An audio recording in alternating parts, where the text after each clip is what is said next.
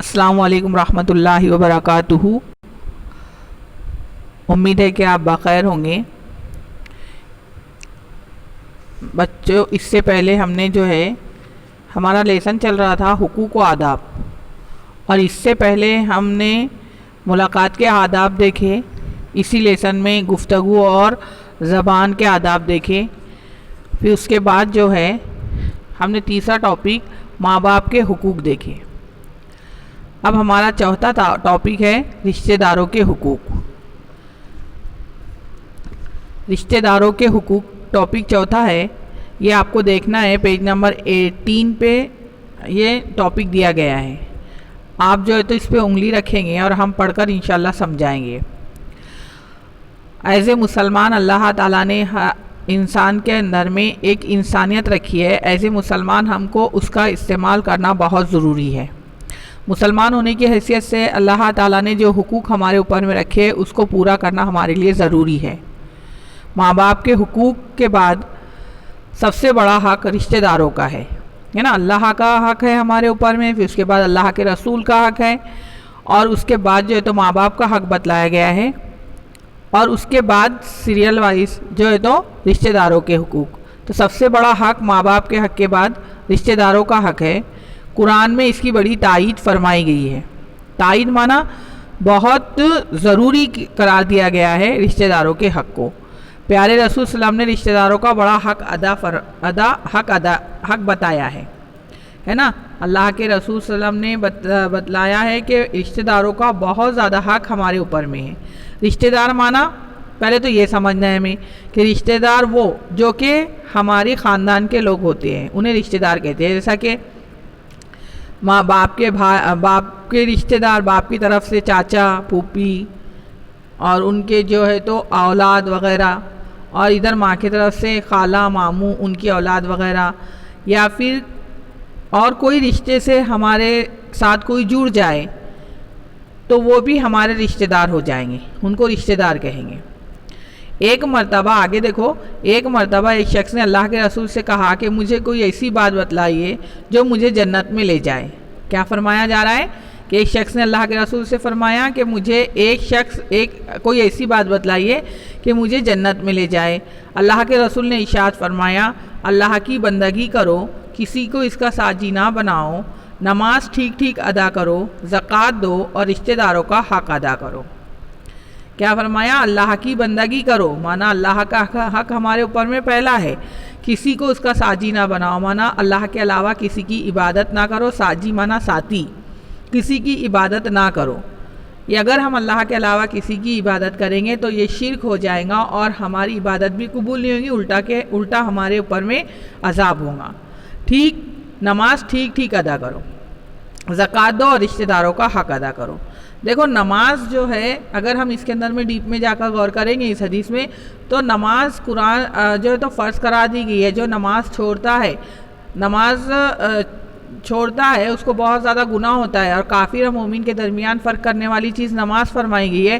اور زکوٰۃ کے معنی یہ ہے کہ جو ہمارے پاس مال ہے ہم اس کی زکوٰۃ نکالیں، اس کے اوپر میں کچھ مال ہم ایک مدت گزرنے کے بعد ہم کو ادا کرنی ہوتی ہے۔ زکوٰۃ بھی فرض فرمائی گئی ہے۔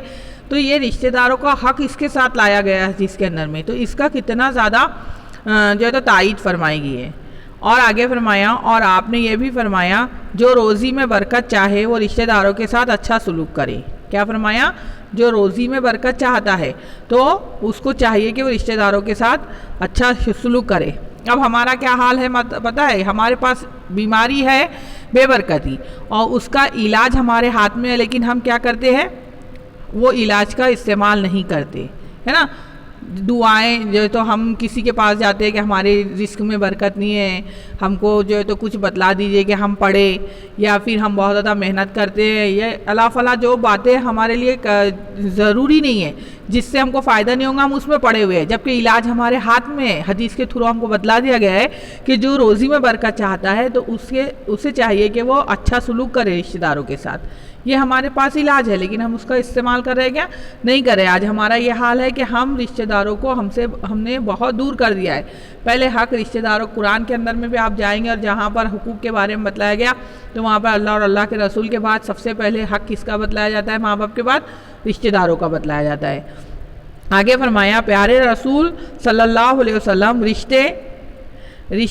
رشتہ داروں کے ساتھ پیج پلٹانا ہے آپ کو، رشتہ داروں کے ساتھ ہمیشہ اچھا برتاؤ کرتے تھے، ہے نا۔ اللہ کے رسول رشتہ داروں کے ساتھ ہمیشہ اچھا برتاؤ کرتے تھے۔ آگے فرمایا گیا ایک مرتبہ آپ سلام گوشت بانٹ رہے تھے مانا تقسیم کر رہے تھے، دے رہے تھے کہ ایک خاتون آئی، خاتون مانا ایک عورت۔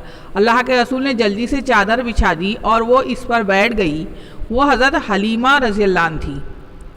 انہوں نے اللہ کے رسول صلی اللہ علیہ وسلم کو بچپن میں دودھ پلایا تھا۔ دیکھو یہ ایک رشتہ دودھ کی وجہ سے جڑا ہوا تھا کہ گوشت بانٹ رہے تھے تو اللہ کے رسول نے ان کا کتنا ادب کیا کہ آپ بیٹھے ہوئے تھے، جیسے ہی حضرت حلیمہ رضی اللہ عنہ آئی تو آپ اٹھ کر کھڑے ہو گئے اور آپ نے جو ہے تو ان کو اپنی جگہ پر بٹھایا۔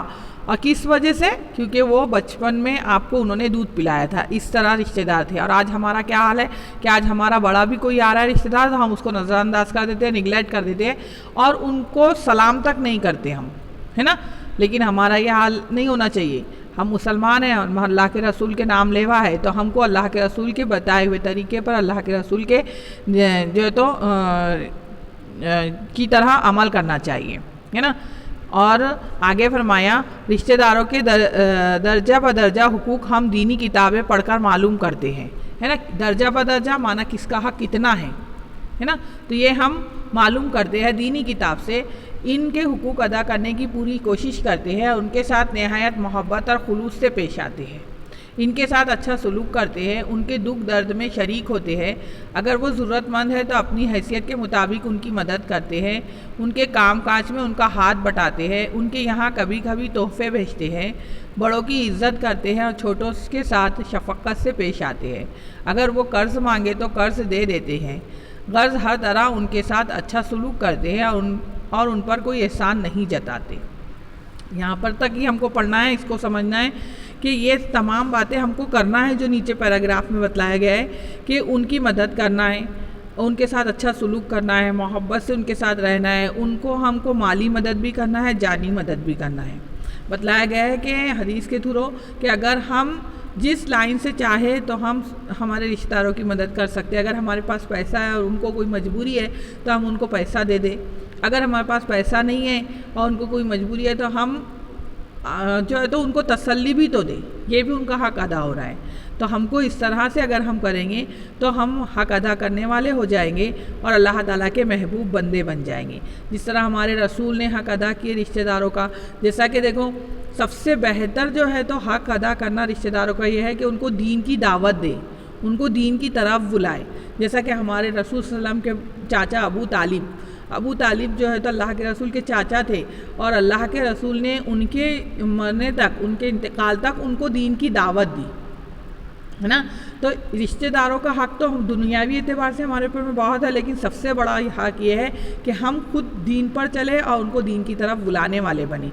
دیکھو ایک میں آپ کو مثال دے کر سمجھاتی ہوں کہ اگر کہیں آگ جل رہی ہے اور وہاں کوئی ہمارا رشتہ دار جا رہا ہے، آگ مانا انگار لگی ہوئی ہے اور وہاں کوئی ہمارا رشتہ دار ہے تو ہم اس کو بچانے والے ہوں گے دنیا کی آگ سے، ہے نا، کہ ہم چاہیں گے کہ یہ اس آگ میں نہ جائے، تو ہم ان کو بچا رہے دنیا کی آگ سے۔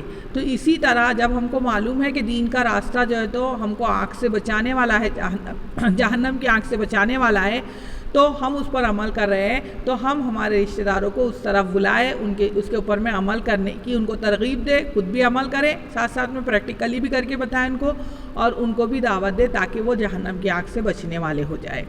تو ہم کو یہ حق ادا کرنا ہے۔ ہم جتنا بھی یہ اسلام کے اعتبار سے عمل کریں گے انشاءاللہ ہم کو جنت ملے گی۔ ہر کوئی یہ چاہتا ہے کہ آخرت میں کیا دی جائے؟ جنت دی جائے۔